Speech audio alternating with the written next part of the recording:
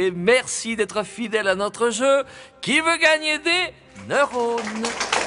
Alors aujourd'hui, nous sommes en compagnie d'Inès et Théophile du centre de loisirs de la rue de Tanger à Paris. Alors je vous rappelle que c'est un jeu où il n'y a rien à gagner, il y a tout à comprendre. Dès qu'on a la bonne réponse, on tape avec son marteau, on encourage ses camarades. Et comme d'habitude, puisque vous suivez de près notre jeu, vous savez qu'il y a un savant et notre savant du jour aujourd'hui est Pierre-Yves Massy de la Cité des Sciences et de l'Industrie. Bonjour. Bonjour à tous les enfants. Alors quel est le sujet du jour?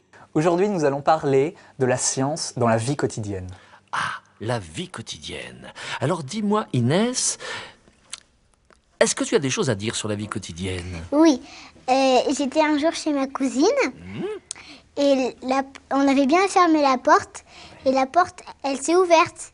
Bon, on a cru que c'était un fantôme et du coup, chaque nuit, je me couche très tard, tellement j'ai peur. à cause des fantômes et des portes ouvertes. Il faut qu'une porte soit ouverte, parfois, ou fermée. Alors toi, Théophile, je suis sûr que tu as quelque chose à raconter aussi. Hein? Allez, mange pas ton marteau. Oui. Alors dis. En fait, quand j'étais petit, Oui. je voulais rentrer dans le frigo. Oh. Et Oui, il faisait froid. un jour, ma mamie, elle a ouvert le frigo, j'ai failli entrer dedans. Après, quand j'étais petit, j'arrêtais pas d'aller devant le frigo. D'accord. Alors écoutez bien les enfants, notre jeu va commencer. Alors on se concentre. Écoutez bien la première question. Pourquoi a-t-on des points de côté quand on court? Ah, pourquoi on a des points de côté quand on court? Alors, on réfléchit. Et on tape très fort comme Théophile et on me donne la bonne réponse. En fait, Oui? quand on court, on commence à avoir mal parce que la côte,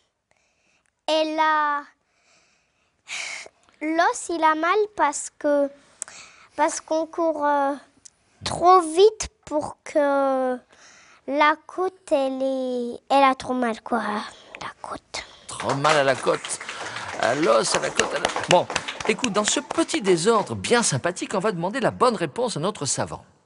Attention Théophile, le point de côté n'est pas un problème des os, c'est un problème des muscles.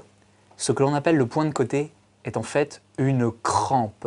Une crampe d'un muscle que l'on appelle le diaphragme, situé ici, qui se trouve entre la cage thoracique et l'abdomen. Quand vous faites un effort prolongé, le diaphragme se contracte et se relâche pour permettre aux poumons de respirer. Quand cet effort est trop important, le muscle attrape une crampe, un point de côté. Eh bien, nous allons continuer à faire des efforts de concentration pour la deuxième question. Vous avez déjà entendu des os craquer, les enfants? Oui. Oui. Ça fait un bruit désagréable, hein, parfois. Alors, pourquoi les os craquent-ils? Oui, Inès. Oh là là, il en tombe son marteau. Vas-y, réponds, Inès. Parce que si on fait trop ça, bah, ça peut se casser. Du coup, ça craque pour montrer que ça va se casser. Ah, d'accord. Eh oui, eh oui. Alors, nous allons demander à Pierre-Yves Massy la bonne réponse. Eh bien effectivement Inès, on peut voir le craquement des os comme un signal d'alarme de la part du corps pour nous signaler que quelque chose va bientôt se casser.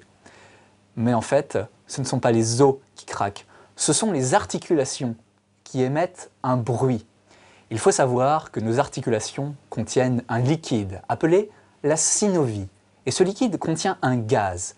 Quand on exerce une force trop importante sur nos articulations, elle libère ce gaz, ce qui émet ce petit bruit de craquement. Et qui est parfois si désagréable ou agréable pour certains, je ne sais pas.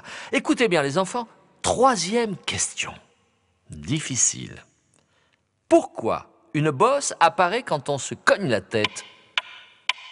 Pourquoi une bosse apparaît quand on se cogne la tête? Oh, oula, Théophile. Ah, c'est lui.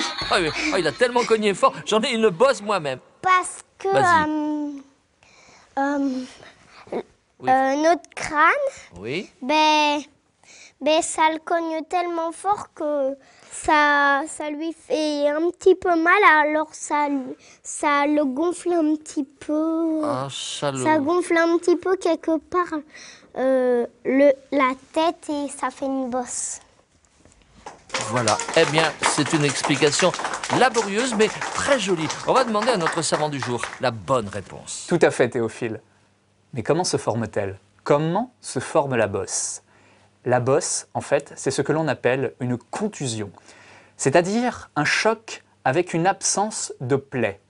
Elle est constituée d'une petite poche de liquide formée de sang et de sérum, c'est-à-dire du sang auquel on a retiré tous ces globules rouges et blancs.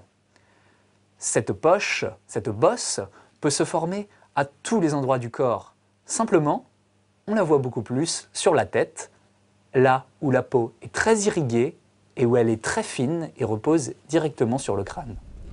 Merci à notre savant du jour qui, lui, a la bosse de la science. Alors, écoutez bien les enfants, ça va être la dernière question qui sent déjà un peu l'été, un peu les vacances. Écoutez bien. Pourquoi on bronze au soleil? Pourquoi est-ce qu'on bronze au soleil? Inès, vas-y, donne-moi la bonne réponse. Parce que le soleil, c'est très brûlant. Oui? Et que ça fait brûler la peau. Et si on fait brûler la peau, bah, c'est sûr qu'on va changer de couleur. Ah parce oui. que c'est ce que ça crame, donc ça devient marron.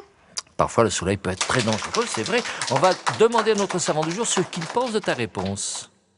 Eh bien, effectivement, on pourrait penser comme Inès, que comme notre poulet qui se trouve dans le four et qui va se mettre à se dorer pendant la cuisson, notre peau va cuire sous l'action des rayons lumineux et donc se mettre à dorer.